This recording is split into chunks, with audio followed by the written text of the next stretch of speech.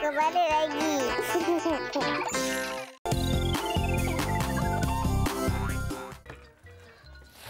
Lepas.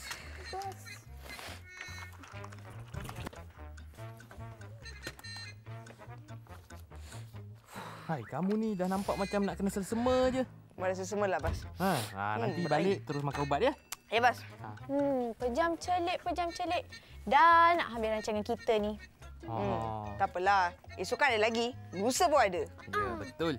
Esok hari Sabtu. Jadi kita ada aktiviti kembara bersama dengan kawan-kawan. Ya. Lusa pula hari Ahad. Kita ada banyak lagi segmen untuk dikongsi. Sekarang sudah tiba masanya untuk kawan-kawan sediakan pensel dan kertas sebab Bas nak umumkan soalan kuis.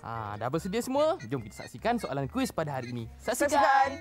Soalan hari ini.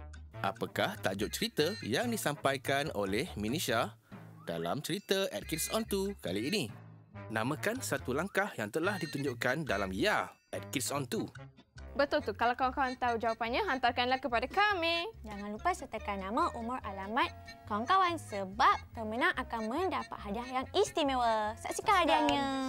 Pemenang kuis akan mendapat hadiah hebat sumbangan Bank Simpanan Nasional berupa akaun Giro Kelab Penabung Muda berjumlah RM150 Malaysia. Hamper buku cerita yang terbaik sumbangan Karnadia. Voucher Da Vinci Creative Kids iaitu pendaftaran percuma dan baju tea serta cenderahati istimewa Kids on 2 berupa sehelai baju tea. Pastikan setiap penyertaan mempunyai butiran lengkap seperti berikut. Nama penuh, nombor kad pengenalan, alamat penuh dan nombor telefon.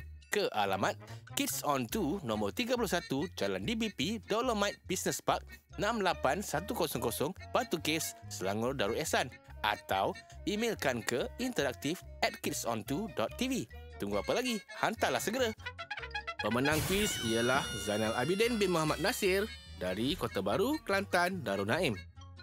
Jadi kawan-kawan, terima kasih kerana setia bersama kami dari mula hingga penghujung rancangan.